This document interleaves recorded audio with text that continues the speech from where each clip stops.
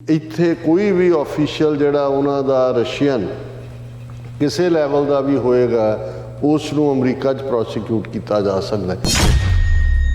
ਭਾਵੇਂ ਮਕਸਦ ਕਿਸੇ ਦਾ ਹੋਰ ਹੁੰਦਾ, ਉਹਦਾ ਫਾਇਦਾ ਕਿਤੇ ਹੋਰ ਵੀ ਹੋ ਜਾਂਦਾ ਹੈ, ਕਿਉਂਕਿ ਇਹ ਜਿਹੜਾ ਲਾਅ ਹੈ ultimately justice for victims of war crimes act, ਇਹ ਹੁਣ ਓਵਰਆਲ ਲਾਅ ਤਾਂ ਹਰ ਇੱਕ 'ਤੇ ਐਪਲੀਕੇਬਲ ਹੈ। ਇਸ ਕਾਨੂੰਨ ਦੀ ਮਾਰ ਤੋਂ ਕੋਈ ਵੀ ਵਾਰ ਕ੍ਰਿਮੀਨਲ ਦੁਨੀਆ ਦੇ ਕਿਸੇ ਵੀ ਹਿੱਸੇ 'ਚੋਂ ਜਿਹੜੇ ਨੇ ਉਹ ਜ਼ੁਲਮ ਕੀਤੇ, ਉਹ ਇਸ ਦੀ ਜ਼ਦ 'ਚੋਂ ਬਚ ਨਹੀਂ ਸਕਦਾ। ਪਹਿਲੇ ਲਾਅ ਦੇ ਵਿੱਚ ਲੂਪ ਹੋਲ ਸੀ ਜਿਹਦੇ ਥੱਲੇ ਇੱਥੇ ਆ ਕੇ ਬਚ ਕੇ ਨਿਕਲ ਜਾਂਦੇ ਸੀ, ਉਹ ਲੂਪ ਹੋਲ ਬੰਦ ਕਰ ਦਿੱਤਾ ਗਿਆ।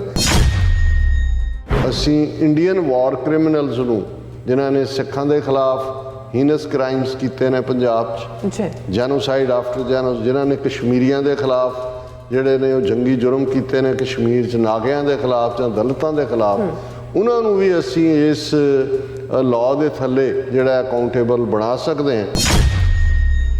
ਜਿੱਥੋਂ ਤੱਕ ਤੁਹਾਡੇ ਜੋ ਤੁਸੀਂ ਕ੍ਰਾਈਮ ਕੀਤੇ ਨੇ, ਵਾਰ ਕ੍ਰਾਈਮ ਸਿੱਖਾਂ ਦੇ ਖਿਲਾਫ, ਉਹਨਾਂ ਨੂੰ ਕੋਈ ਮਾਫੀ ਨਹੀਂ ਹੈ। ਟਾਰਚਰ ਕਰਨ ਵਾਲੇ ਪੁਲਸੀਏ ਹੋਣ, ਉਸ ਵੇਲੇ ਦੇ ਸਿਵਲ ਅਧਿਕਾਰੀ ਹੋਣ, ਉਸ ਵੇਲੇ ਦੇ ਨਾਲ ਸੰਬੰਧਿਤ ਵਜ਼ੀਰ ਦੂਜੇ ਤੀਜੇ ਹੋਣ, ਹੁਣ ਇਹ justice for victims of war crimes act ਉਹ ਇਹਨਾਂ ਨੂੰ ਜਵਾਬਦੇਹ ਬਣਾਏ।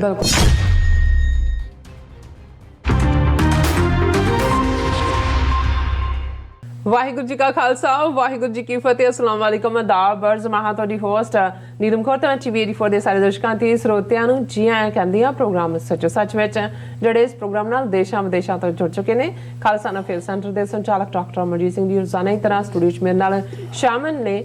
ਆਓ ਉਹਨਾਂ ਨਾਲ ਗੱਲਬਾਤ ਕਰਕੇ ਅੱਜ ਦੇ ਇਸ਼ੂਜ਼ ਉੱਪਰ ਉਹਨਾਂ ਤੋਂ ਉਹਨਾਂ ਦਾ ਤਜਜ਼ੀਆ ਜਾਣਦੇ ਹਾਂ। ਜੀ ਰਾਜ ਸਾਹਿਬ, ਵਾਹਿਗੁਰੂ ਜੀ ਕਾ ਖਾਲਸਾ, ਵਾਹਿਗੁਰੂ ਜੀ ਕੀ ਫਤਿਹ। ਹਾਂਜੀ ਨੀਲਮ ਕੌਰ ਜੀ, ਤੁਹਾਨੂੰ ਵੀ ਤੇ ਦੁਨੀਆ ਭਰ 'ਚ ਬੈਠੇ ਸਾਡੇ ਬਹੁਤ ਹੀ ਪਿਆਰੇ, ਸੋਹਣੇ, ਸਿਆਣੇ TV84 ਦੇ ਵਿਊਅਰਸ ਨੂੰ ਵੀ ਵਾਹਿਗੁਰੂ ਜੀ ਕਾ ਖਾਲਸਾ, ਵਾਹਿਗੁਰੂ ਜੀ ਕੀ ਫਤਿਹ। ਤੇ ਸਾਡੇ ਬਹੁਤ ਹੀ ਪਿਆਰੇ ਮੁਸਲਮਾਨ ਭੈਣਾਂ ਭਰਾਵਾਂ ਨੂੰ अस्सलाम वालेकुम। जी राज साहब, जी आनू प्रोग्राम सचो सच विच बहुत मेहरबानी। जी राज साहब, आज 28 दिसंबर 2022 15 पो नानकशाही संमत 554 ਦਾ ਦਿਨ ਹੈ ਤੇ ਡਾਕਟਰ ਸਾਹਿਬ ਪ੍ਰੋਗਰਾਮ ਸ਼ੁਰੂ ਕਰਨ ਤੋਂ ਪਹਿਲਾਂ ਅਸੀਂ ਦਰਸ਼ਕਾਂ ਤੇ ਸਰੋਤਿਆਂ ਨੂੰ ਹਮੇਸ਼ਾ ਤਰ੍ਹਾਂ ਦੱਸਦੇ ਵਿਊਅਰਸ, ਜੇ ਤੁਸੀਂ ਹੱਕ, ਸੱਚ, ਇਨਸਾਫ ਤੇ ਪੈਰਾ ਦਿੰਦਾ ਇੱਕੋ ਇੱਕ ਚੈਨਲ TV84 ਨੂੰ ਦੇਖਣਾ ਚਾਹੁੰਦੇ ਹੋ ਤਾਂ ਤੁਸੀਂ ਦੇਖ ਸਕਦੇ spectrum cable, RCN cable, platform cable Canada, roku, ਚਾਦੂ ਬਾਕਸ, ਸ਼ਾਵਾ, ਫੇਸਬੁੱਕ TV84 ਦੀ ਐਪ ਰਾਹੀਂ online streaming and IP box ਤੇ ਤੁਸੀਂ TV84 ਨੂੰ ਦੇਖ ਸਕਦੇ ਹੋ। ਵਿਊਅਰਸ, ਜੇ ਤੁਸੀਂ TV84 ਨਾਲ ਇਹ ਪ੍ਰੋਗਰਾਮ ਸੱਚੋ ਸੱਚ ਨਾਲ ਫੇਸਬੁੱਕ ਰਾਹੀਂ ਜੁੜੇ ਤਾਂ ਇਸ ਨੂੰ ਵੱਧ ਤੋਂ ਵੱਧ ਲਾਈਕ ਕਰੋ ਤੇ ਸ਼ੇਅਰ ਕਰੋ ਅਤੇ ਨਾਲ ਹੀ YouTube ਤੇ ਸਬਸਕ੍ਰਾਈਬ ਵੀ ਕਰੋ। ਇਹ ਵੀ ਦੱਸ ਦਿਓ ਕਿ ਤੁਸੀਂ TV84 ਦੀ ਐਪ ਨੂੰ ਐਂਡਰੋਇਡ ਐਂਡ ਐਪ ਸਟੋਰ ਤੇ ਡਾਊਨਲੋਡ ਕਰਕੇ ਜੋ TV84 ਦੀ ਲਾਈਵ ਸਟ੍ਰੀਮ ਹੈ ਇਸ ਨੂੰ ਤੁਸੀਂ 24 ਆਵਰਸ ਦੇਖ ਸਕਦੇ ਹੋ। ਸੋ ਵਿਊਅਰਸ, ਪ੍ਰੋਗਰਾਮ ਦੀ ਸ਼ੁਰੂਆਤ ਕਰਨ ਜਾ ਰਹੇ ਹਾਂ ਅੱਜ ਦੀ ਸਪਾਂਸਰਸ਼ਿਪ ਦੇ ਹਵਾਲੇ ਨਾਲ ਕਿ ਅੱਜ ਦੇ ਪ੍ਰੋਗਰਾਮ ਸੱਚੋ ਸੱਚ ਨੂੰ ਸਪਾਂਸਰ ਕੀਤਾ ਗਿਆ ਹੈ ਵਰਜੀਨੀਆ ਤੋਂ ਸਰਦਾਰ ਪਵਨ ਦੀਪ ਸਿੰਘ ਜੀ ਵੱਲੋਂ। ਸੋ ਇਹਨਾਂ ਨੇ ਬੇਨਤੀ ਕੀਤੀ ਹੈ ਕਿ ਗੁਰੂ ਗ੍ਰੰਥ ਸਾਹਿਬ ਜੀ ਦਾ ਪੱਲਾ ਫੜੀਏ, ਇਹਨਾਂ ਬਾਬਿਆਂ ਪਿੱਛੇ ਨਾ ਭੱਜੀਏ। ਜੋ ਹਾਲਾਤ ਅੱਜ ਬਣ ਗਏ ਹਨ, ਜੇ ਅਸੀਂ ਆਪਣੀਆਂ ਜੜ੍ਹਾਂ ਵੱਲ ਨਾ ਮੁੜੇ ਤਾਂ ਆਉਣ ਵਾਲੀਆਂ ਪੀੜ੍ਹੀਆਂ ਆਪਾਂ ਦੇਣਦਾਰ ਹੋਵਾਂਗੇ। ਸੋ ਗੱਲ ਸਾਡੀ ਹੋਣ ਤੇ ਆਈ ਹੋਈ ਹੈ। ਸੋ ਆਪਣਾ ਮੁਲਕ ਲਈਏ, ਬਿਨਾਂ ਸਾਡਾ ਗੁਜ਼ਾਰਾ ਨਹੀਂ ਹੈ। ਔਰ ਹਰ ਜਥੇਬੰਦੀ ਜੋ ਕੌਮੀ ਘਰ ਲਈ ਜਦੋਜਹਿਦ ਕਰ ਰਹੀ ਹੈ ਉਸ ਦਾ ਸਾਥ ਦਈਏ। ਸੋ ਅੱਜ ਦੀ ਸਪਾਂਸਰਸ਼ਿਪ ਲਈ ਅਸੀਂ ਸਰਦਾਰ ਪਵਨਦੀਪ ਸਿੰਘ ਹੋਰਾਂ ਦਾ ਤਹਿ ਦਿਲ ਤੋਂ ਧੰਨਵਾਦ ਕਰਦੇ ਹਾਂ ਔਰ ਤੁਹਾਨੂੰ ਵੀ ਅਪੀਲ ਤੇ ਬੇਨਤੀ ਕਰਦੇ ਹਾਂ ਕਿ ਤੁਸੀਂ ਪ੍ਰੋਗਰਾਮ ਸੱਚੋ ਸੱਚ ਨੂੰ ਵੱਧ ਤੋਂ ਵੱਧ ਸਪਾਂਸਰ ਕਰੋ। ਸਪਾਂਸਰਸ਼ਿਪ ਲਈ ਤੁਸੀਂ ਸਾਨੂੰ ਕਾਲ ਕਰ ਸਕਦੇ ਹੋ ਸਾਡੇ ਫੋਨ ਨੰਬਰ ਤੇ 5166191984, ਸਿਮ ਨੰਬਰ ਤੇ WhatsApp ਕਰ ਸਕਦੇ ਹੋ। ਤੁਸੀਂ ਸਾਨੂੰ ਈਮੇਲ ਵੀ ਕਰ ਸਕਦੇ ਹੋ info@tv84.tv ਤੇ। ਸੋ ਵਿਊਅਰਸ, ਪਹਿਲੇ ਸੈਗਮੈਂਟ ਵਿੱਚ ਆਪਾਂ ਗੱਲਬਾਤ ਕਰਨ ਜਾ ਰਹੇ ਹਾਂ ਇਸ ਕਰੰਟ ਇਸ਼ੂ ਦੇ ਹਵਾਲੇ ਨਾਲ ਕਿ ਅਮਰੀਕਨ ਕਾਂਗਰਸ ਨੇ ਵਾਰ ਕ੍ਰਾਈਮ ਲਾਅ ਵਿੱਚ ਸੋਧ ਕੀਤੀ ਹੈ। ਸੋ ਹੁਣ ਦੁਨੀਆ ਦੇ ਕਿਸੇ ਵੀ ਮੁਲਕ ਦੇ ਲੋਕਾਂ ਖਿਲਾਫ ਜੰਗੀ ਅਪਰਾਧ ਕਰਨ ਵਾਲੇ ਦੋਸ਼ੀਆਂ ਦੇ ਖਿਲਾਫ ਅਮਰੀਕਾ ਵਿੱਚ ਮੁਕੱਦਮਾ ਦਾਇਰ ਹੋ ਸਕਦਾ ਹੈ। ਹੁਣ ਭਾਰਤ ਵਿੱਚ ਸਿੱਖਾਂ, ਮੁਸਲਮਾਨਾਂ, ਦਲਿਤਾਂ, ਆਦੀਵਾਸੀਆਂ ਆਦਿ ਦੇ ਖਿਲਾਫ ਜੰਗੀ ਜੁਰਮ ਕਰਨ ਵਾਲੇ ਭਾਰਤੀ ਮੰਤਰੀਆਂ, ਅਧਿਕਾਰੀਆਂ, ਫੌਜੀਆਂ ਜਾਂ ਪੁਲਿਸੀਆਂ ਦੇ ਖਿਲਾਫ ਵੀ ਕਾਨੂੰਨੀ ਸ਼ਿਕੰਜਾ ਜਿਹੜਾ ਉਹ ਕੱਸਿਆ ਜਾ ਸਕਦਾ ਹੈ। ਸੋ ਇਸ ਬਾਰੇ ਆਪਾਂ ਗੱਲਬਾਤ ਕਰਨ ਜਾ ਰਹੇ ਹਾਂ। ਸੋ ਅਸੀਂ ਚਾਹਾਂਗੇ ਕਿ ਤੁਸੀਂ ਨਾਲ ਇਸੇ ਤਰ੍ਹਾਂ ਬਣੇ ਰਹਿਣਾ। ਦੇਖਣ ਸੁਣਨ ਲਈ ਤੁਹਾਡਾ ਸਭ ਦਾ ਬਹੁਤ ਬਹੁਤ ਸ਼ੁਕਰੀਆ। ਜੀ ਰਾਜ ਸਾਹਿਬ, ਕੀ ਵਿਚਾਰਾਂ ਨੇ? ਦੇਖੋ, ਸਭ ਤੋਂ ਪਹਿਲਾਂ ਤਾਂ ਅਸੀਂ ਆਪਣੇ ਉਹਨਾਂ ਸਾਰੇ ਵਿਊਅਰਸ ਦਾ ਸ਼ੁਕਰੀਆ ਅਦਾ ਕਰਦੇ ਹਾਂ ਜਿਨ੍ਹਾਂ ਨੇ ਕੱਲ੍ਹ ਦੇ ਸਾਡੇ ਪ੍ਰੋਗਰਾਮ ਨੂੰ ਵੀ ਕਾਫੀ ਅੱਛਾ ਹੁੰਗਾਰਾ ਦਿੱਤਾ ਹੈ। ਅੱਛਾ, ਬਹੁਤ ਸਾਰੇ ਕਾਮੈਂਟ ਹੁੰਦੇ ਨੇ, ਬਹੁਤ ਸਾਰੇ ਪਰਸਨਲ ਮੈਸੇਜ ਹੁੰਦੇ ਨੇ। ਅਸੀਂ ਸਾਰਿਆਂ ਨੂੰ ਐਂਟਰਟੇਨ ਨਹੀਂ ਕਰ ਸਕਦੇ, ਲੇਕਿਨ ਇਹ ਮੈਂ ਆਪਣਾ ਇਖਲਾਕੀ ਫਰਜ਼ ਸਮਝਦਾ ਕਿ ਮੈਂ ਸਭ ਦਾ ਸਾਂਝੇ ਤੌਰ 'ਤੇ ਸ਼ੁਕਰੀਆ ਅਦਾ ਕਰਾਂ। ਕੱਲ੍ਹ ਦੀ ਮੈਂ ਇੱਕ ਕਰੈਕਸ਼ਨ ਕਰਨਾ ਚਾਹੁੰਦਾ। ਮੈਂ ਮਹਾਰਾਸ਼ਟਰ ਦੇ ਚੀਫ ਮਿਨਿਸਟਰ ਨੂੰ ਸੁਸ਼ੀਲ ਸ਼ਿੰਦੇ ਕਰਕੇ ਉਸ ਦਾ ਨਾਂ ਲਿਆ ਸੀ। ਉਹ ਹੈ ਤਾਂ ਸ਼ਿੰਦਾ ਹੀ ਹੈ, ਪਰ ਸਾਡੇ ਵੀਰ ਨਵਰੂਪ ਸਿੰਘ ਜੀ ਨੇ ਆਸਟ੍ਰੇਲੀਆ ਤੋਂ ਸਾਨੂੰ ਕਰੈਕਟ ਕੀਤਾ ਹੈ, ਉਹਦਾ ਨਾਂ ਏਕਨਾਥ ਸ਼ਿੰਦੇ ਹੈ। ਸੋ ਇਹ ਕਰੈਕਸ਼ਨ ਹੈ। ਅੱਜ ਦੇ ਪ੍ਰੋਗਰਾਮ ਨੂੰ ਵੀਰ ਪਵਨਦੀਪ ਸਿੰਘ ਉਹਨਾਂ ਨੇ ਸਪਾਂਸਰ ਕੀਤਾ ਹੈ, ਔਰ ਜਿਵੇਂ ਜਦੋਂ ਫੰਡ ਰੇਜ਼ਿੰਗ ਡਿਨਰ ਵਰਜੀਨੀਆ ਦੇ ਵਿੱਚ ਹੋਇਆ, ਉਸ ਦੇ ਵਿੱਚ ਪਵਨਦੀਪ ਸਿੰਘ ਇੱਕ ਪ੍ਰੈਜ਼ੈਂਟਰ ਵੀ ਸਨ, ਔਰ ਜਿਹੜੀ ਉਹਨਾਂ ਦੀ ਪ੍ਰੈਜ਼ੈਂਟੇਸ਼ਨ ਸੀ ਜਿਹਦੇ 'ਚ ਉਹਨਾਂ ਨੇ ਮੀਡੀਆ ਦੀ ਅਹਿਮੀਅਤ ਦੀ ਗੱਲ ਕੀਤੀ, ਔਰ ਖ਼ਾਸ ਤੌਰ 'ਤੇ ਯੰਗਰ ਜਨਰੇਸ਼ਨ ਅਮਰੀਕਾ ਦੇ ਵਿੱਚ ਉਹਨਾਂ ਨੂੰ ਉਤਸ਼ਾਹਿਤ ਕੀਤਾ ਕਿ ਉਹ ਪੋਲੀਟੀਕਲ ਸਿਸਟਮ ਦੇ ਵਿੱਚ ਪਾਰਟਿਸਿਪੇਸ਼ਨ ਕਰਨ, ਔਰ ਉਹਨਾਂ ਦੀ ਪਾਰਟਿਸਿਪੇਸ਼ਨ ਤੋਂ ਬਿਨਾਂ ਜੇ ਅਸੀਂ ਆਉਣ ਵਾਲੇ ਪੀਰੀਅਡ 'ਚ ਆਪਣੇ ਹੱਕਾਂ ਨੂੰ ਮਹਿਫੂਜ਼ ਰੱਖਣਾ ਹੈ, ਤੇ ਸਾਡੇ ਉਹ ਨੁਮਾਇੰਦੇ US ਕਾਂਗਰਸ ਹੋਏ ਜਾਂ ਸਟੇਟ ਲੈਜਿਸਲੇਚਰਸ ਹੋਣ, ਸੈਨੇਟਸ ਹੋਣ, ਉਹ ਹੋਣੇ ਚਾਹੀਦੇ ਨੇ ਜਿਹੜੇ ਖਾਲਿਸਤਾਨ ਦੇ ਮੁੱਦੇ 'ਤੇ ਬਿਲਕੁਲ ਕਲੀਅਰ ਹੋਣ, ਜਿਹੜੇ ਉਵੇਂ ਹੀ ਜਿਹੜਾ ਖਾਲਿਸਤਾਨ ਲਈ ਲੌਬੀ ਕਰਨ। ਜਿਵੇਂ ਇਹ ਬੇਸ਼ੱਕ ਅਮਰੀਕਾ ਉਹਨਾਂ ਦਾ ਘਰ ਹੈ, ਜਿਹੜੇ ਵੀ ਇਸ ਦੇ ਨੁਮਾਇੰਦੇ ਹੋਣਗੇ ਅਲਟੀਮੇਟਲੀ, ਲੇਕਿਨ ਉਹਨਾਂ ਨੂੰ ਇਹ ਗੱਲ ਜਿਹੜੀ ਹੈ ਉਹ ਪੱਲੇ ਉਹਨਾਂ ਦੇ ਹੋਏ ਕਿ ਜਿੱਥੇ ਉਹ ਅਮਰੀਕਾ ਦੇ ਹਿੱਤਾਂ ਲਈ ਖਲੋਣ ਜਾਂ ਲੜਨ ਦੇ ਲਈ ਤਿਆਰ ਹੋਣਗੇ, ਉੱਥੇ ਇਹ ਉਹਨਾਂ ਦੀ ਪਹਿਲ ਹੋਣੀ ਚਾਹੀਦੀ ਹੈ ਕਿ ਸਿਰਫ ਗੱਲ ਭਾਰਤ ਦੇ ਵਿੱਚ ਹਿਊਮਨ ਰਾਈਟਸ ਵਾਇਓਲੇਸ਼ਨ ਸਿੱਖਾਂ ਦੀ ਹੋ ਰਹੀ ਹੈ ਇੱਥੋਂ ਤੱਕ ਮਹਿਦੂਦ ਨਾ ਹੋਏ।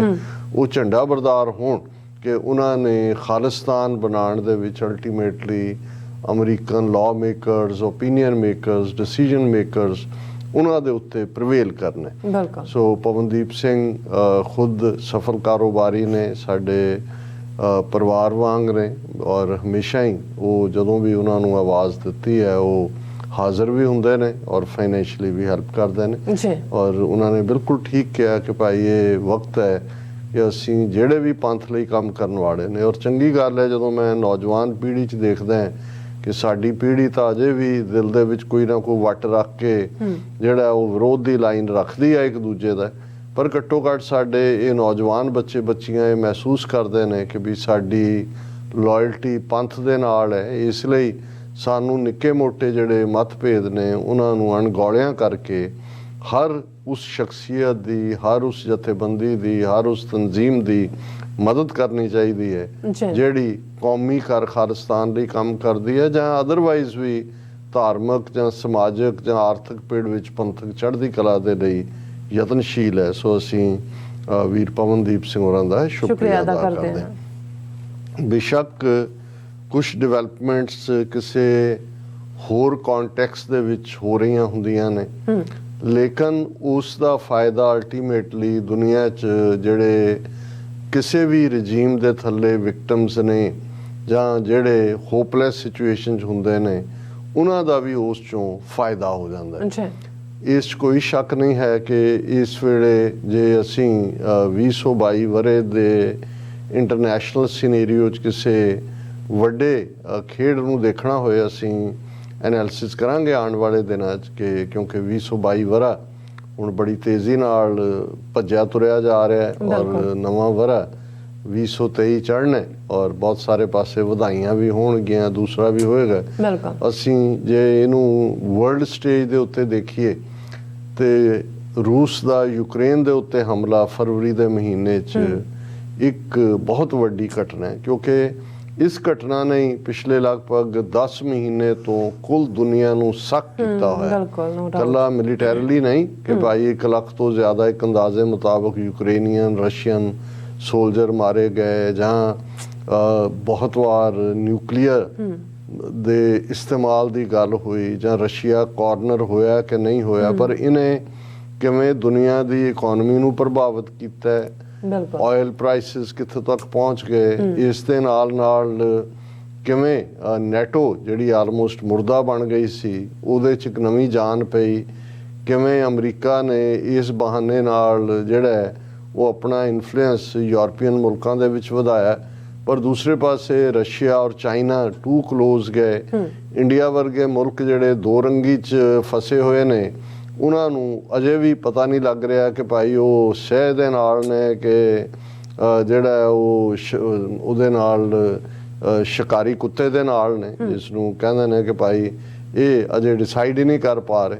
ਸੋ ਇਹ ਸਿਚੁਏਸ਼ਨ ਆਪਣੀ ਥਾਂ, ਪਰ ਇਸ ਸਭ ਦੇ ਦੌਰ 'ਚ ਜਿਵੇਂ ਅਮਰੀਕਾ ਨੇ ਨਾ ਸਿਰਫ ਬਲਾਈਂਡ ਸਪੋਰਟ, ਕਿਉਂਕਿ ਜੋ ਵੀ ਮੂਵ ਨੈਟੋ ਨੇ ਕੀਤਾ ਉਹ ਅਮਰੀਕਾ ਦੀ ਬਲੈਸਿੰਗ ਨਾਲ ਹੀ ਕੀਤਾ, ਪਰ ਜਿਵੇਂ ਅਮਰੀਕਾ ਨੇ ਇੱਕ ਪਾਸੇ ਲਿਬਰਲੀ ਜਿਹੜਾ ਉਹ ਕੰਟਰੀਬਿਊਟ ਕੀਤਾ ਹੈ ਯੂਕਰੇਨ ਡਿਫੈਂਸ ਫੰਡ ਦੇ ਵਿੱਚ, ਲਗਭਗ ਹੁਣ ਤਾਂ ਸ਼ਾਇਦ $40 ਬਿਲੀਅਨ ਤੱਕ ਇਹਨਾਂ ਦਾ ਪਹੁੰਚ ਗਿਆ ਹੋਏਗਾ ਨਵੇਂ ਬਜਟ 'ਚ ਵੀ ਹੈ, ਔਰ ਈਵਨ ਡਿਫੈਂਸ ਪੈਟਰੀਆਟ ਮਿਸਲਸ ਔਰ ਹਰ ਕਿਸਮ ਦਾ ਅਸਲਾ ਵੀ, ਔਰ ਇਹਦੇ 'ਚ ਵੀ ਕੋਈ ਦੋ ਰਾਵਾਂ ਨਹੀਂ ਕਿ ਇਹਨਾਂ ਦੇ ਐਕਸਪਰਟ, ਇਹਨਾਂ ਦੇ ਜਨਰਲ, ਨੈਟੋ ਜਨਰਲ ਇਹ ਬੈਠ ਕੇ ਸਾਰੀ ਵਾਰ ਗੇਮ ਨੂੰ ਪਲਾਨ ਕਰਦੇ ਨੇ। ਹਾਲਾਂ ਨੁਕਸਾਨ ਯੂਕਰੇਨੀਅਨਸ ਦਾ ਹੋ ਰਿਹਾ, ਲੇਕਿਨ ਰਸ਼ੀਆ ਨੂੰ ਜੇ 10 ਮਹੀਨੇ ਤੋਂ ਹਾਲਟ ਕਰਕੇ ਰੱਖਿਆ ਤੇ ਇਸ ਸਾਰੇ ਦੇ ਵਿੱਚ ਬਹੁਤ ਵੱਡਾ ਰੋਲ ਜਿਹੜਾ ਹੈ ਉਹ ਅਮਰੀਕਾ ਦੇ ਪੈਸੇ ਦਾ ਵੀ, ਔਰ ਜ਼ਾਹਰ ਹੈ ਯੂਕਰੇਨੀਅਨਸ ਦੀ ਆਪਣੀ ਫਾਈਟਿੰਗ ਸਪਿਰਿਟ ਦਾ ਵੀ ਹੈ।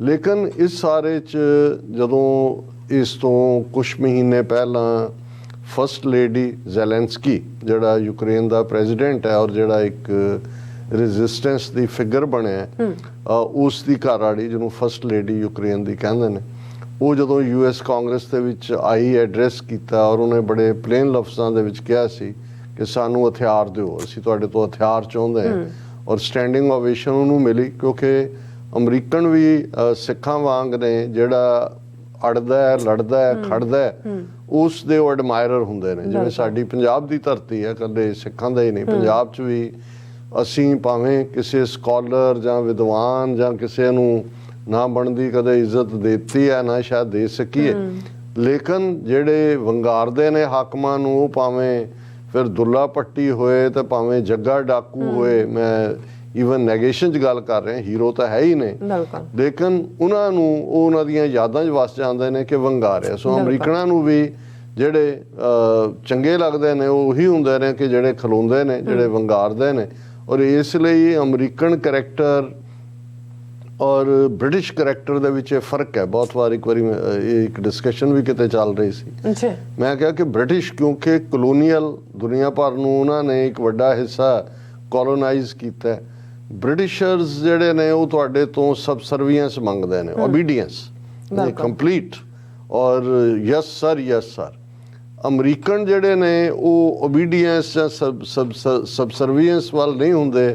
ਅਮਰੀਕਨ ਹਮੇਸ਼ਾ ਉਹਨੂੰ ਐਡਮਾਇਰ ਕਰਦੇ ਨੇ ਜਿਹੜਾ ਚੈਲੰਜ ਕਰ, ਉਹਨਾਂ ਨੂੰ ਵੀ ਚੈਲੰਜ ਕਰਦਾ। ਔਰ ਇਹ ਈਵਨ ਜੇ ਤੁਸੀਂ ਕਲਾਸਰੂਮ ਪੈਟਰਨ ਦੇਖੋ, ਐਜੂਕੇਸ਼ਨ ਪੈਟਰਨ ਦੇਖੋ, ਕਿਉਂਕਿ ਹੁਣ ਅਸੀਂ ਤਾਂ ਸਾਰੇ ਬ੍ਰਿਟਿਸ਼ ਸਿਸਟਮ ਦੀ ਦੇਣ ਹੀ ਹੈ ਐਜੂਕੇਸ਼ਨ ਸਿਸਟਮ। ਦੂਜੇ ਕਿ ਬਈ ਟੀਚਰ ਨੂੰ ਜਿਹੜਾ ਉਹ ਰੱਬ ਸਮਝਣਾ, ਜੋ ਉਹਨੇ ਕਹਿ ਦਿੱਤਾ ਹੈ ਉਹਨੂੰ ਇਹ ਸੋਚਣਾ ਹੀ ਨਹੀਂ ਵੀ ਇਹਨੂੰ ਵੀ ਸਾਨੂੰ ਲੱਗ ਵੀ ਰਿਹਾ ਹੋਏ ਗਲਤ ਕਰ ਰਿਹਾ, ਅਸੀਂ ਕਹਿਣ ਦੀ ਹਿੰਮਤ ਨਹੀਂ ਰੱਖਦੇ।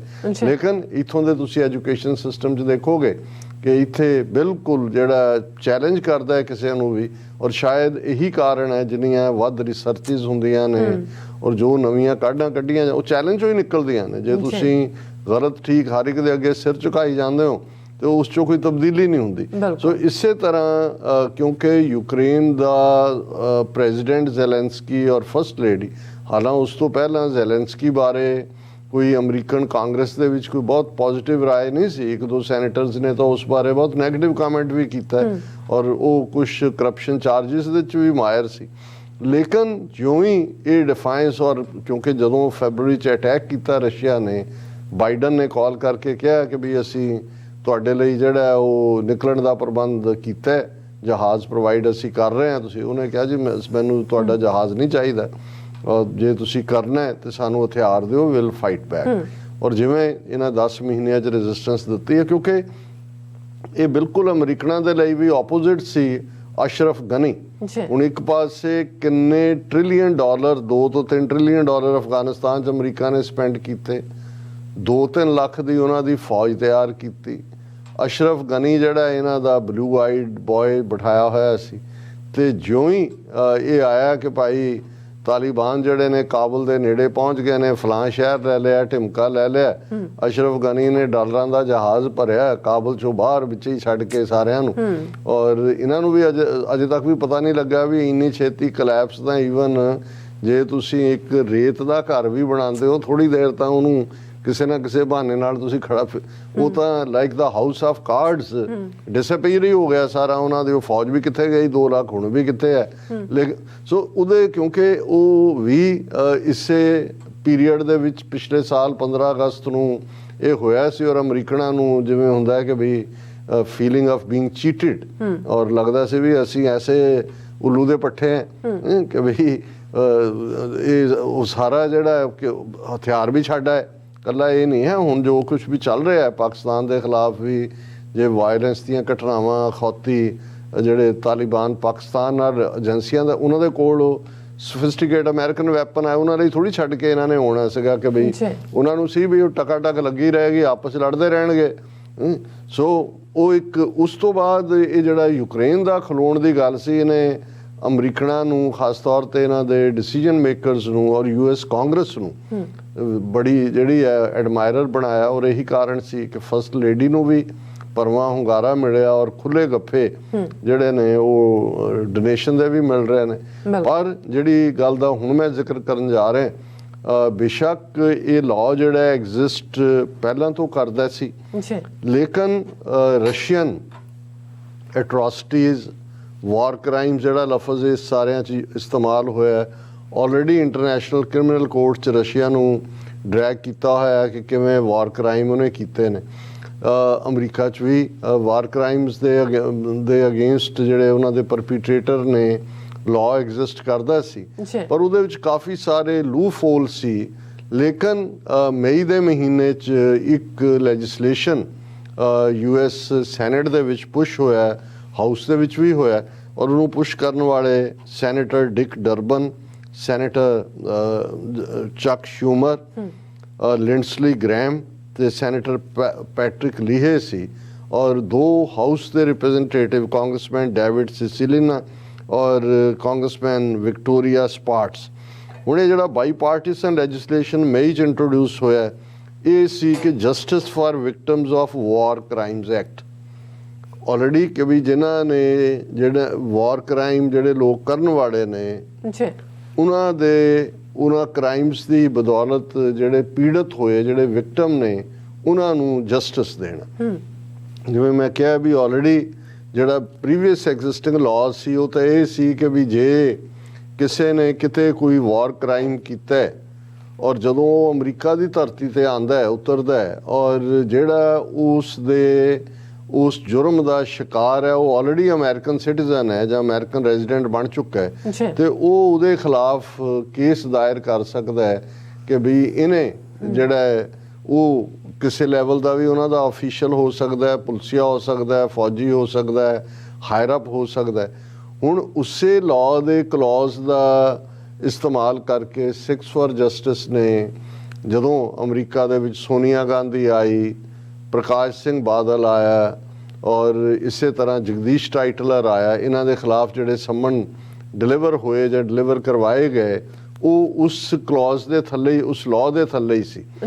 ਪਰ ਕਿਉਂਕਿ ਇਸ ਕਿਸਮ ਦੇ ਮਾਮਲੇ ਜਿਵੇਂ ਜੇ ਬਹੁਤ ਸਾਰੇ ਪੁਲਿਸੀਏ ਇੱਥੇ ਨੇ ਔਰ ਜਿਨ੍ਹਾਂ ਨੇ ਉਹਨਾਂ ਨੇ ਟਾਰਚਰ ਕੀਤਾ, ਉਹ ਕਿਉਂਕਿ ਇੱਥੇ ਭਾਵੇਂ ਆ ਕੇ ਅਸਾਈਲਮ ਵੀ ਲੈ ਲਈ ਜਾਂ ਦੂਜਾ, ਤੁਹਾਨੂੰ ਉਸ ਸਾਰੇ ਦੇ ਲਈ ਕੋਈ ਨਾ ਕੋਈ ਆਧਾਰ ਬਣਾਉਣਾ ਪੈਂਦਾ, ਕੋਈ ਤਾਂ ਉਸ ਦਾ ਜਿਹੜਾ ਉਹ ਮੁਦਈ ਬਣਦਾ।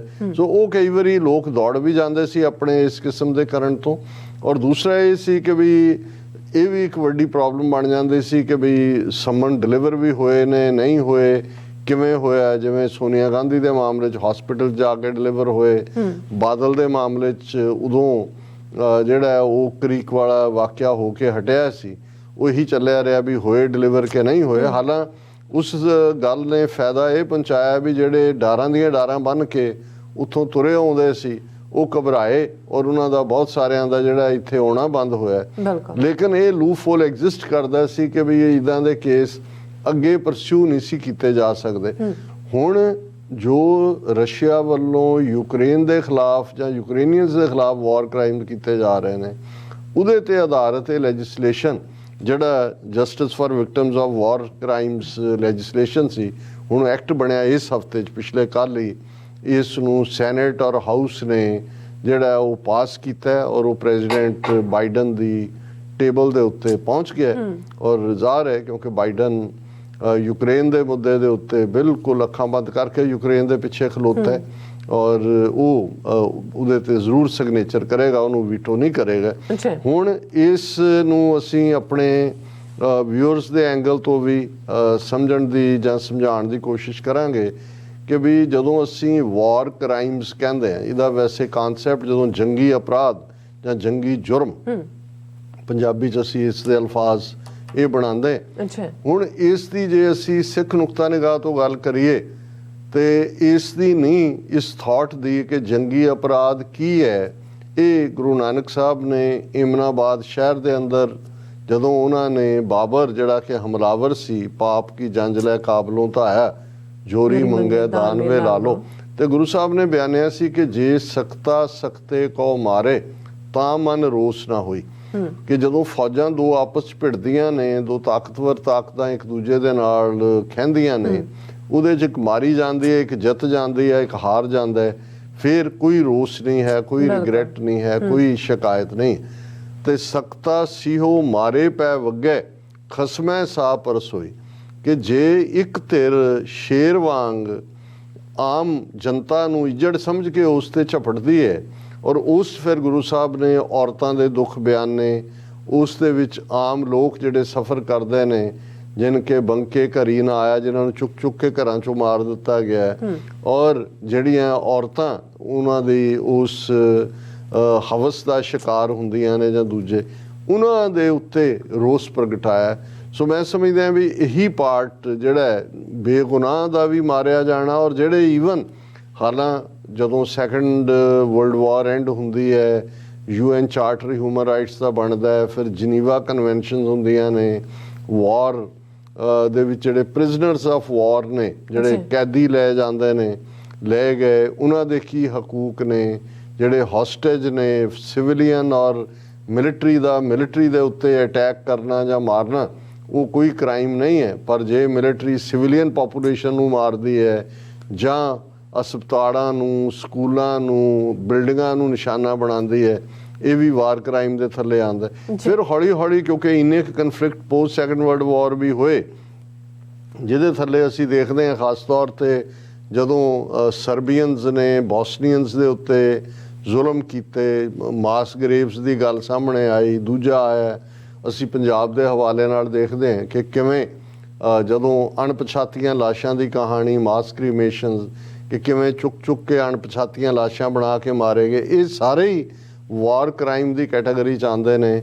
ਜੇ ਅਸੀਂ ਜਨੀਵਾ ਪ੍ਰੋਟੋਕੋਲ ਜਾਂ ਜਿਹੜਾ UN ਦਾ ਐਗਰੀਡ ਇਸ ਦੇ ਉੱਤੇ ਚਾਰਟਰ ਹੈ ਔਰ ਜਿਹਦਾ ਆਧਾਰ ਬਣਾ ਕੇ ਫਿਰ ICC ਵਰਲਡ ਬਾਡੀ ਬਣੀ, ਇੰਟਰਨੈਸ਼ਨਲ ਕ੍ਰਿਮੀਨਲ ਕੋਰਟ। ਹਾਲਾਂ ਉਸ ਤੋਂ ਪਹਿਲਾਂ ਸੈਕੰਡ ਵਰਲਡ ਵਾਰ ਦੇ ਵਿੱਚ ਜਾਂ ਉਹਦੇ ਦੌਰਾਨ ਜੋ ਨਾਜ਼ੀਆਂ ਵੱਲੋਂ, ਜੋ ਇਟਾਲੀਅਨ ਫਾਸ਼ਿਸਟ ਰਜੀਮ ਵੱਲੋਂ ਜੋ ਜ਼ੁਲਮ ਕੀਤੇ ਗਏ ਸੀ, ਉਹਦੇ ਤੇ ਆਧਾਰਿਤ ਵੀ ਉਹ ਵੀ ਜੰਗੀ ਅਪਰਾਧ ਐਲਾਨੇ ਗਏ ਔਰ ਉੱਥੇ ਜਾ ਕੇ ਟਰਾਇਲ ਹੋਏ, ਜਿਨ੍ਹਾਂ ਨੂੰ ਜਿਵੇਂ ਨਰਮਬਰਗ ਟਰਾਇਲ ਕਹਿੰਦੇ ਆ ਜਰਮਨੀ 'ਚ, ਉੱਥੇ ਜਾ ਕੇ ਟਰਾਇਲ ਹੋਏ, ਦੂਸਰੀਆਂ ਥਾਵਾਂ 'ਤੇ ਵੀ।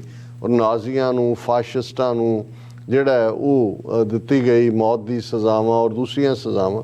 ਔਰ ਅਸੀਂ ਜ਼ਿਕਰ ਕੀਤਾ ਸੀ ਕਿ ਈਵਨ ਅੱਜ ਤੱਕ ਵੀ, ਈਵਨ ਹੁਣ 60 ਸਾਲ ਇਸ ਨੂੰ ਬੀਤ ਚੁੱਕੇ ਨੇ, ਲੇਕਿਨ ਇਹਦੇ ਬਾਵਜੂਦ 60 ਸਾਲ ਕਿਉਂ ਜ਼ਿਆਦਾ, ਅਜੇ 1945 ਦਾ 80 ਸਾਲ ਦੇ ਲਗਭਗ ਬੀਤਣ ਵਾਲੇ ਨੇ, ਲੇਕਿਨ ਇਹਦੇ ਬਾਵਜੂਦ ਆ ਪਿਛਲੇ ਦਿਨਾਂ 'ਚ ਜਰਮਨ ਦੇ ਵਿੱਚ 97 ਸਾਲਾਂ ਦੇ ਜਿਹੜੀ ਲੇਡੀ, ਜਿਹੜੀ ਕਿ ਆਫਿਸ ਸੈਕਟਰੀ ਸੀ, ਉਹਨੂੰ ਕਨਵਿਕਟ ਕੀਤਾ ਗਿਆ।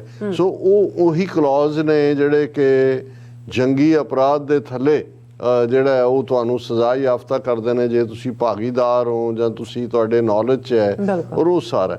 ਲੇਕਿਨ ਔਰ ਇਹਦੇ 'ਚੋਂ ਹੀ ਇੰਟਰਨੈਸ਼ਨਲ ਕ੍ਰਿਮੀਨਲ ਕੋਰਟ ਫਿਰ ਇੱਕ ਬਾਡੀ ਪਰਮਾਨੈਂਟ ਜਿਹੜੀ ਹੈ ਬਾਡੀ ਵੀ ਨਿਕਲੀ, ਤਾਂ ਕਿ ਜਿੱਥੇ ਜਿੱਥੇ ਕੋਈ ਇੰਟਰਨੈਸ਼ਨਲ ਜਿਹੜੇ ਨੇ ਉਹ ਵਾਰ ਕ੍ਰਾਈਮ ਕਰਦੀ ਹੈ ਕੋਈ ਤਾਕਤ, ਜੰਗ ਵੇਲੇ, ਯੁੱਧ ਵੇਲੇ ਜਾਂ ਪ੍ਰਾਈਵੇਟਲੀ, ਉਹਦੀ ਸੁਣਵਾਈ ਇੰਟਰਨੈਸ਼ਨਲ ਕ੍ਰਿਮੀਨਲ ਕੋਰਟ ਦੇ ਵਿੱਚ ਹੁੰਦੀ ਹੈ। ਔਰ ਇਸ ਵੇਲੇ ਯੂਕਰੇਨ ਦੇ ਵਿੱਚ ਕੀਤੇ ਗਏ ਰਸ਼ੀਅਨਸ ਦੇ ਜਿਹੜੇ ਜ਼ੁਲਮ ਨੇ ਉਹ ਵੀ ਨੇ, ਉਸ ਤੋਂ ਪਹਿਲਾਂ ਵੀ ਜਿਹੜੇ ਕੁਛ ਥਾਵਾਂ ਨੂੰ ਲੈ ਕੇ ਇੰਟਰਨੈਸ਼ਨਲ ਕ੍ਰਿਮੀਨਲ ਕੋਰਟ ਦੇ ਵਿੱਚ ਜਿਹੜੇ ਨੇ ਉਹ ਕਈਆਂ ਨੂੰ ਜਵਾਬਦੇਹ ਠਹਿਰਾਇਆ ਗਿਆ। ਪਰ ICC ਦੇ ਪਰਵਿਊ ਦੇ ਵਿੱਚ ਇਹ ਸੀ ਕਿ ਬਹੁਤ ਵੱਡੀਆਂ ਮੱਛੀਆਂ ਹਾਇਰ ਲੈਵਲ, ਔਰ ਉਹਦੇ 'ਚ ਵੀ ਜਦੋਂ ਤੱਕ ਕੋਈ ICC 'ਚ ਕੋਈ ਪ੍ਰਾਈਵੇਟ ਤਾਂ ਨਹੀਂ ਜਾ ਕੇ ਗਵਰਨਮੈਂਟ ਹੀ ਕੋਈ ਲਿਜਾਏਗੀ ਕਿਸੇ ਨੂੰ ਉਸ ਪਟੀਸ਼ਨ ਨੂੰ, ਉਹਨਾਂ ਦਾ ਇੱਕ ਲੰਬਾ ਪ੍ਰੋਸੀਜਰ ਜਾਂ ਦੂਜੇ। ਲੇਕਿਨ ਜਿਹੜਾ ਥਲੜਾ ਕਾਡਰ, ਜਿਹੜੇ ਫੌਜੀ ਜਾਂ ਪੁਲਸੀਏ ਜਾਂ ਦੂਜੇ ਤੀਜੇ ਵਾਰ ਕ੍ਰਾਈਮ ਕਰਨ ਵਾਲੇ ਉਸ ਸ਼ਿਕੰਜੇ 'ਚ ਨਹੀਂ ਸੀ ਫਸਦੇ, ਉਹ ਤਾਂ ਨਿਕਲ ਜਾਂਦੇ ਸੀ। ਅਮਰੀਕਾ ਨੇ ਜਦੋਂ ਇਹ ਲਾਅ ਬਣਾਇਆ ਪਹਿਲਾਂ, ਉਹਦਾ ਮਕਸਦ ਇਹ ਹੀ ਸੀ ਕਿ ਕੋਈ ਵੀ ਦੁਨੀਆ ਦੇ ਕਿਸੇ ਖਿੱਤੇ 'ਚ ਕ੍ਰਾਈਮ ਕਰਨ ਵਾਲਾ ਬੰਦਾ ਉਹ ਨਾ ਸਮਝੇ ਵੀ ਅਮਰੀਕਾ ਉਹਦੇ ਲਈ ਸੇਫ ਹੇਵਨ ਹੈ। ਕਿਉਂਕਿ ਇਹ ਸੈਕੰਡ ਵਰਲਡ ਵਾਰ ਦੇ ਤਜਰਬੇ 'ਚੋਂ ਸਾਹਮਣੇ ਆਇਆ ਸੀ ਕਿ ਬਹੁਤ ਸਾਰੇ ਨਾਜ਼ੀ ਐਸਕੇਪ ਕਰਕੇ ਅਮਰੀਕਾ 'ਚ ਵੀ ਆਏ, ਵੱਡਾ ਹਿੱਸਾ ਅਰਜਨਟੀਨਾ ਔਰ ਦੂਜੇ ਹਿੱਸਿਆਂ 'ਚ ਖਿਲ ਰਿਹਾ। ਅਮਰੀਕਾ 'ਚ ਵੀ ਯਹੂਦੀਆਂ ਨੇ ਲੱਭ ਕੇ ਉਹਨਾਂ ਨੂੰ ਜਿਹੜਾ ਐਕਸਟ੍ਰਾਡਾਈਟ ਕਰਵਾਇਆ ਜਾਂ ਇੱਥੇ ਪ੍ਰੋਸੀਕਿਊਟ ਕੀਤਾ। ਅਰਜਨਟੀਨਾ ਦੇ ਮਾਮਲੇ 'ਚ ਅਸੀਂ ਦੱਸਿਆ ਸੀ, ਉਹ ਤਾਂ ਉਹਨਾਂ ਦੀ ਇੰਟੈਲੀਜੈਂਸ ਏਜੰਸੀ ਮੋਸਾਦ ਨੇ ਜਿਹੜਾ ਮਿਸਟਰ ਆਈਕਮੈਨ ਸੀ ਮੇਨ ਹਿਟਮੈਨ, ਉਹਨੂੰ ਕਿਵੇਂ ਉਹਨਾਂ ਨੇ ਇੱਕ ਜਿਹੜਾ ਆਪਰੇਸ਼ਨ ਰਾਹੀਂ ਉੱਥੋਂ ਚੁੱਕਿਆ, ਬੋਰੀ 'ਚ ਪਾ ਕੇ ਕਿਵੇਂ ਲੈ ਕੇ ਗਏ ਔਰ ਟਰਾਇਲ ਕਰਕੇ ਹੈਂਗ ਕੀਤਾ। ਲੇਕਿਨ ਜਿਹੜੇ ਬਹੁਤ ਥਰੜੇ ਇਹ ਸਾਰੇ ਪੀਰੀਅਡ 'ਚ ਵੀ ਹੁਣ ਤੱਕ ਕਿੰਨੇ ਕ੍ਰਾਈਮ, ਕਿੰਨੇ ਟਰਬਲ ਸਪੌਟਸ ਨੇ ਜਿਨ੍ਹਾਂ ਦੇ ਵਿੱਚ ਰਜੀਮਸ ਨੇ ਕਿਸ ਕਿਸਮ ਦੇ ਜਿਹੜੇ ਨੇ ਕ੍ਰਾਈਮ ਕੀਤੇ ਨੇ। ਸਾਊਥ ਅਮਰੀਕਾ ਜੇ ਅਸੀਂ ਦੇਖਣਾ ਹੋਏ ਤਾਂ ਫਿਰ ਉਹ ਚਿਲੀ, ਪਿਨੋਸ਼ੇ, ਕਿੰਨੇ ਨਾਂ ਇਹਦੇ 'ਚ ਗਿਣਾਏ ਜਾ ਸਕਦੇ ਨੇ ਜਿਨ੍ਹਾਂ ਨੂੰ ਵਕਤਨ ਬਾ ਵਕਤਨ ਜਿਹੜਾ ਉਹ ਜੰਗੀ ਅਪਰਾਧ ਕਰਨ ਦੇ ਲਈ ਤਾਂ ਦੋਸ਼ੀ ਠਹਿਰਾਇਆ ਗਿਆ। ਕੁਛ ਜਿਹੜੇ ਨੇ ਉਹਨਾਂ ਦੀ ਸਿੰਬੋਲਿਕ ਅਰੈਸਟ ਹੋਈ, ਲੇਕਿਨ ਜਿਹੜੇ ਨੇ ਉਹ ਕਨਵਿਕਸ਼ਨ ਤੱਕ ਨਹੀਂ ਗਏ। ਔਰ ਕਿਉਂਕਿ ਜਦੋਂ ਤੱਕ ਮੁਲਕਾਂ ਦੇ ਲਾਅ ਐਗਜ਼ਿਸਟ ਨਹੀਂ ਕਰਦੇ, ਸੋ ਅਮਰੀਕਾ ਨੇ ਜਦੋਂ ਇਸ ਫੈਬਰਵਰੀ ਦੇ ਅਟੈਕ ਤੋਂ ਬਾਅਦ ਯੂਕਰੇਨ ਦੇ ਪਿੱਛੇ ਆਪਣਾ ਸਾਰਾ ਭਾਰ ਸੁੱਟਿਆ, ਤਾਂ ਜ਼ਾਹਰ ਹੈ ਕਿ ਇਹ ਮਈ ਦੇ ਮਹੀਨੇ ਲੈਜਿਸਲੇਸ਼ਨ ਇਹਨਾਂ ਸੈਨੇਟਰਸ ਨੇ ਸੈਨੇਟ 'ਚੋਂ ਜਿਹੜੇ ਕਾਂਗਰਸਮੈਨ ਮੈਂ ਗਿਣਾਏ ਨੇ ਉਹਨਾਂ ਨੇ ਹਾਊਸ 'ਚ ਪੇਸ਼ ਕੀਤਾ ਔਰ ਇਹਨੂੰ ਪੁਸ਼ ਨਹੀਂ ਸੀ ਮਿਲ ਰਿਹਾ ਬਹੁਤਾ। ਚੱਲ ਰਹੀ ਸੀ, ਮਈ ਦਾ ਇੰਟਰੋਡਿਊਸ ਹੋਇਆ ਸੀ। ਜਿਉਂ ਹੀ ਜ਼ੈਲੈਂਸਕੀ 2 ਹਫ਼ਤੇ ਪਹਿਲਾਂ ਆ ਕੇ ਗਿਆ ਅਮਰੀਕਾ 'ਚ, ਬੜੀ ਸਡਨ ਉਹਦੀ ਵਿਜ਼ਿਟ ਸੀ, ਉਹਨੇ ਜੁਆਇੰਟ ਸੈਸ਼ਨ ਨੂੰ ਐਡਰੈਸ ਕੀਤਾ।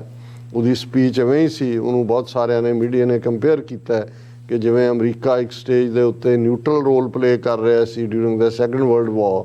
ਹਾਲਾਂ ਅਮਰੀਕਾ ਨੇ ਜਾਪਾਨ ਦੇ ਅਗੇਂਸਟ ਵਾਰ ਡਿਕਲੇਅਰ ਕਰਤੀ ਸੀ ਜਦੋਂ ਉਹਨਾਂ ਨੇ ਪਰਲ ਹਾਰਬਰ ਤੇ ਬੰਬ ਸੁੱਟੇ। ਪਰ ਜਦੋਂ ਚਰਚਿਲ ਨੇ ਆ ਕੇ ਐਡਰੈਸ ਕੀਤਾ ਔਰ ਉਹਦੇ ਐਡਰੈਸ 'ਚ ਯਾਦ ਕਰਵਾਇਆ ਉਹਨਾਂ ਨੂੰ ਉਹਨਾਂ ਦਾ ਵਿਰਸਾ ਵੀ ਕਿ ਓਲਡ ਐਡਰੈਸਿਸ ਦਾ ਨਿਊ ਔਰ ਇਨਿਕ ਮੋਟੀਵੇਸ਼ਨਲ ਸਪੀਚ ਸੀ। ਔਰ ਉਸ ਤੋਂ ਬਾਅਦ ਪ੍ਰੈਜ਼ੀਡੈਂਟ ਰੂਜ਼ਾਵੈਲਟ ਨੇ ਡਿਸਾਈਡ ਕਰ ਲਿਆ ਸੀ ਕਿ ਐਲਾਈਜ਼ ਦੇ ਹੱਕ ਦੇ ਵਿੱਚ ਅਮਰੀਕਾ ਜੰਗ 'ਚ ਉਤਰੇਗਾ ਔਰ ਜ਼ਾਹਰ ਹੈ ਉਤਰਿਆ ਔਰ ਉਹੀ ਫੈਸਲਾ ਕੁਨ ਵੀ ਸਾਬਤ ਹੋਇਆ। ਸੋ ਬਹੁਤਿਆਂ ਨੇ ਕੰਪੇਅਰ ਕੀਤਾ, ਪਰ ਜ਼ੈਲੈਂਸਕੀ ਚਰਚਿਲ ਤਾਂ ਨਹੀਂ ਹੈ। ਲੇਕਿਨ ਉਸ ਸਾਰੇ ਦਾ ਇਹ ਹੋਇਆ ਕਿ ਯੂਕਰੇਨ ਦੇ ਹੱਕ ਦੇ ਵਿੱਚ ਜਿੱਥੇ ਉਸ ਤੋਂ ਬਾਅਦ ਪੈਕੇਜ ਵੀ ਜਿਹੜਾ ਉਹ ਹੈਲਪ ਦਾ ਹੋਇਆ, ਪਰ ਇਸ ਲੈਜਿਸਲੇਸ਼ਨ ਨੂੰ ਪਿਛਲੇ ਦਿਨਾਂ 'ਚ ਕੱਲ੍ਹ ਹੀ ਜਿਹੜਾ ਉਹ ਉਹਦੇ 'ਚ ਜਿਹੜੀ ਸੋਧ ਸੀ ਕਿ ਭਾਈ ਇੱਥੇ ਕੋਈ ਵੀ ਆਫੀਸ਼ੀਅਲ ਜਿਹੜਾ ਉਹਨਾਂ ਦਾ ਰਸ਼ੀਅਨ ਕਿਸੇ ਲੈਵਲ ਦਾ ਵੀ ਹੋਏਗਾ ਉਸ ਨੂੰ ਅਮਰੀਕਾ 'ਚ ਪ੍ਰੋਸੀਕਿਊਟ ਕੀਤਾ ਜਾ ਸਕਦਾ ਹੈ। ਹੁਣ ਕਿਉਂਕਿ ਜਿਵੇਂ ਮੈਂ ਕਿਹਾ ਵੀ ਭਾਵੇਂ ਮਕਸਦ ਕਿਸੇ ਦਾ ਹੋਰ ਹੁੰਦਾ, ਉਹਦਾ ਫਾਇਦਾ ਕਿਤੇ ਹੋਰ ਵੀ ਹੋ ਜਾਂਦਾ ਹੈ। ਕਿਉਂਕਿ ਇਹ ਜਿਹੜਾ ਲਾਅ ਹੈ ultimately justice for victims of war crimes act, ਇਹ ਹੁਣ ਓਵਰਆਲ ਲਾਅ ਤਾਂ ਹਰ ਇੱਕ ਤੇ ਐਪਲੀਕੇਬਲ ਹੈ। ਔਰ ਇਹਦਾ ਐਨਾਲਿਸਿਸ ਹੁੰਦਿਆਂ ਜਿਹੜਾ ਇਹ ਸਾਹਮਣੇ ਆਇਆ, ਜਿਵੇਂ ਇੱਕ ਐਨਾਲਿਸਿਸ 'ਚ ਆਇਆ ਕਿ ਵਾਟ might this mean beyond Russia. Analysis 'ਚ ਹੈ ਕਿ ਬਈ ਇਹ ਕਿਵੇਂ ICC ਤੋਂ ਵੱਖਰਾ ਇਹਦੇ ਕੀ ਹੋਣਗੇ, ਰਸ਼ੀਆ ਦੀ ਅਕਾਊਂਟੇਬਿਲਿਟੀ ਕਿੰਨੀ ਕੁ ਗਾਰੰਟੀ ਹੋਏਗੀ, ਕਿੰਨੇ ਕੁ ਰਸ਼ੀਅਨ ਇੱਥੇ ਆਉਣਗੇ। ਪਰ ਸਾਡੇ ਲਈ ਜਿਹੜਾ ਫੋਕਸ ਹੈ ਡਿਸਕਸ਼ਨ ਦਾ ਕਿ ਅਸੀਂ ਇੰਡੀਅਨ ਵਾਰ ਕ੍ਰਿਮੀਨਲਸ ਨੂੰ ਜਿਨ੍ਹਾਂ ਨੇ ਸਿੱਖਾਂ ਦੇ ਖਿਲਾਫ ਹੀਨਸ ਕ੍ਰਾਈਮਸ ਕੀਤੇ ਨੇ ਪੰਜਾਬ 'ਚ, ਜੈਨੋਸਾਈਡ ਆਫਟਰ ਜੈਨੋਸ, ਜਿਨ੍ਹਾਂ ਨੇ ਕਸ਼ਮੀਰੀਆਂ ਦੇ ਖਿਲਾਫ ਜਿਹੜੇ ਨੇ ਉਹ ਜੰਗੀ ਜੁਰਮ ਕੀਤੇ ਨੇ ਕਸ਼ਮੀਰ 'ਚ, ਨਾਗਿਆਂ ਦੇ ਖਿਲਾਫ ਜਾਂ ਦਲਿਤਾਂ ਦੇ ਖਿਲਾਫ, ਉਹਨਾਂ ਨੂੰ ਵੀ ਅਸੀਂ ਇਸ ਲਾਅ ਦੇ ਥੱਲੇ ਜਿਹੜਾ ਅਕਾਊਂਟੇਬਲ ਬਣਾ ਸਕਦੇ ਹਾਂ। ਔਰ ਇਹ ਐਨਾਲਿਸਿਸ ਦਾ ਮੈਂ ਐਗਜ਼ੈਕਟ ਪੜ੍ਹ ਦੇਣਾ। ਉਹਨੇ ਪਹਿਲਾਂ ਪੁੱਛਿਆ what might this mean beyond Russia. The Justice for Victims of War Crimes Act applies worldwide and is not specific to Ukrainian victims of Russian crimes. The broadened jurisdiction will help ensure that any alleged perpetrator who arrives in the United States won't escape accountability। ਇਹ ਬਹੁਤ important ਗੱਲ ਹੈ ਕਿ ਵੀ ਇਸ ਕਾਨੂੰਨ ਦੀ ਮਾਰ ਤੋਂ ਕੋਈ ਵੀ ਵਾਰ ਕ੍ਰਿਮੀਨਲ ਦੁਨੀਆ ਦੇ ਕਿਸੇ ਵੀ ਹਿੱਸੇ 'ਚੋਂ ਜਿਹੜੇ ਨੇ ਉਹ ਜ਼ੁਲਮ ਕੀਤੇ ਉਹ ਇਸ ਦੀ ਜ਼ਦ 'ਚੋਂ ਬਚ ਨਹੀਂ ਸਕਦਾ। The closure of this loophole will help ensure justice for victims of war crimes from anywhere in the world। ਕਿ ਇਹ ਜਿਹੜਾ ਪਹਿਲੇ ਲਾਅ ਦੇ ਵਿੱਚ ਲੂਫਹੋਲ ਸੀ ਜਿਹਦੇ ਥੱਲੇ ਇੱਥੇ ਆ ਕੇ ਬਚ ਕੇ ਨਿਕਲ ਜਾਂਦੇ ਸੀ ਉਹ ਲੂਫਹੋਲ ਬੰਦ ਕਰ ਦਿੱਤਾ ਗਿਆ। ਸੋ ਅਸੀਂ ਇਹ ਹੁਣ ਵਾਰਨਿੰਗ ਵੀ ਭੇਜ ਦਿੰਦੇ ਇਹ ਸਾਰੇ ਹੀ ਵਾਰ ਕ੍ਰਿਮੀਨਲਸ ਨੂੰ। ਹਾਲਾਂ ਜਿਵੇਂ ਮੈਂ ਅਕਸਰ ਮੈਂਸ਼ਨ ਕਰਦਾ ਕਿ ਜਦੋਂ ਕੁਲਦੀਪ ਨਈਅਰ ਦੇ ਨਾਲ ਜਿਹੜਾ ਇੰਡੀਆ ਦਾ ਹਾਈ ਕਮਿਸ਼ਨਰ ਰਿਹਾ ਸੀ UK 'ਚ ਔਰ ਅਮਰੀਕਾ 'ਚ ਦੇਵ ਗੌੜਾ ਸਰਕਾਰ ਵੱਲੋਂ ਐਂਬੈਸਡਰ ਥਾਪਿਆ ਜਾਣਾ ਸੀ, ਉਹ ਆਪਣਾ ਇੱਕ ਡੈਲੀਗੇਸ਼ਨ ਲੈ ਕੇ ਜਿਸ ਦੇ ਵਿੱਚ ਸੁਨੀਲ ਦੱਤ ਐਕਟਰ ਸੀ, ਕਿਰਨ ਬੇਦੀ ਸੀ, ਅਮਰੀਕਾ ਦੇ ਦੌਰੇ ਤੇ ਆਇਆ ਹੋਇਆ ਸੀ ਕਿ ਸਿੱਖਾਂ ਦੇ ਨਾਲ ਵੀ ਗੁਫ਼ਤਗੂ ਕਰਨੀ ਹੈ, ਆਨੰਦਪੁਰ ਦੇ ਮੱਥੇ ਤੇ ਟਿਕਾ ਦਿਓ।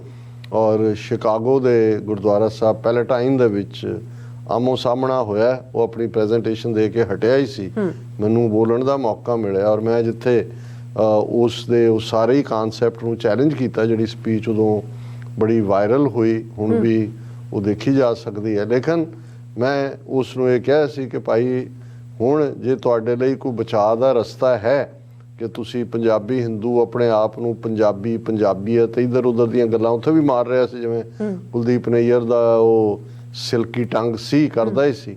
ਤੇ ਮੈਂ ਕਿਹਾ ਸੀ ਕਿ ਵੀ ਇੱਕ ਗੱਲ ਜੇ ਤੁਸੀਂ ਸੱਚਮੁੱਚ ਭਲਾ ਚਾਹੁੰਦੇ ਹੋ ਤੇ ਪੰਜਾਬੀ ਹਿੰਦੂਆਂ ਦਾ ਵੀ ਭਲਾ ਚਾਹੁੰਦੇ ਹੋ ਔਰ ਤੁਸੀਂ ਜੇ ਕਹਿੰਦੇ ਹੋ ਕਿ ਉਹ ਪੰਜਾਬ ਨਾਲ ਬੜੇ ਜਿਹੜੇ ਨੇ ਉਹਨਾਂ ਨੂੰ ਪਿਆਰ ਹੈ ਤਾਂ ਫਿਰ ਜਾ ਕੇ ਪੰਜਾਬ ਦੇ ਹਿੰਦੂਆਂ ਨੂੰ ਇਹ ਕਹੋ ਕਿ ਭਾਈ ਉਹ ਖਾਲਿਸਤਾਨ ਦੇ ਹੱਕ 'ਚ ਮਤਾ ਕਰਨ, ਖਾਲਿਸਤਾਨ ਦੇ ਵਿੱਚ ਰਹਿਣਾ ਕਬੂਲ ਕਰਨ ਔਰ ਹਮੇਸ਼ਾ ਉਹ ਵੈਲਕਮ ਹੋਣਗੇ।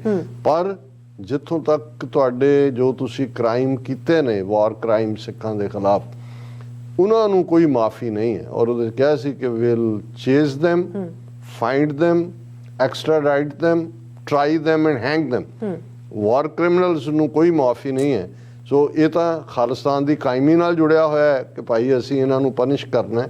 ਪਰ ਇਸ ਕਾਨੂੰਨ ਦੇ ਥੱਲੇ ਹੁਣ ਅਮਰੀਕਾ ਦੇ ਵਿੱਚ ਵੀ ਅਸੀਂ ਇਹਨਾਂ ਸਾਰੇ ਹੀ ਵਾਰ ਕ੍ਰਿਮੀਨਲਸ ਨੂੰ ਉਹਨਾਂ ਦੇ ਉਹ ਟਾਰਚਰ ਕਰਨ ਵਾਲੇ ਪੁਲਸੀਏ ਹੋਣ, ਉਸ ਵੇਲੇ ਦੇ ਸਿਵਲ ਅਧਿਕਾਰੀ ਹੋਣ, ਉਸ ਵੇਲੇ ਦੇ ਨਾਲ ਸੰਬੰਧਿਤ ਵਜ਼ੀਰ ਦੂਜੇ ਤੀਜੇ ਹੋਣ, ਹੁਣ ਇਹ justice for victims of war crimes act ਉਹ ਇਹਨਾਂ ਨੂੰ ਜਵਾਬਦੇਹ ਬਣਾਇਆ। ਬਿਲਕੁਲ ਰਾਜ ਸਾਹਿਬ, ਤੁਹਾਡਾ ਬਹੁਤ ਬਹੁਤ ਸ਼ੁਕਰੀਆ। ਇਸ ਵਕਤ ਨੇ ਬ੍ਰੇਕ ਤੇ ਜਾਣ ਤੋਂ ਪਹਿਲਾਂ ਅਸੀਂ ਆਪਣੇ ਦਰਸ਼ਕਾਂ ਦੇ ਸਰੋਤਿਆਂ ਨੂੰ ਅਪੀਲ ਤੇ ਬੇਨਤੀ ਕਰਦੀ ਹਾਂ ਵਿਊਅਰਸ, ਜਿਸ ਤਰ੍ਹਾਂ ਕਿ ਤੁਸੀਂ ਜਾਣਦੇ ਹੋ ਕਿ TV 84 ਹੱਕ ਸੱਚ ਇਨਸਾਫ ਜਿਹੜੀ ਆਵਾਜ਼ ਹੈ ਬੁਲੰਦ ਕਰ ਰਿਹਾ। ਇਹ ਆਵਾਜ਼ ਤੁਹਾਡੇ ਪਿਆਰ ਸਦਕਾ, ਤੁਹਾਡੇ ਵਿਸ਼ਵਾਸ ਸਦਕਾ, ਤੁਹਾਡੇ ਡੋਨੇਸ਼ਨ ਸਦਕਾ ਹੀ ਹੋ ਸਕਦੀ ਹੈ।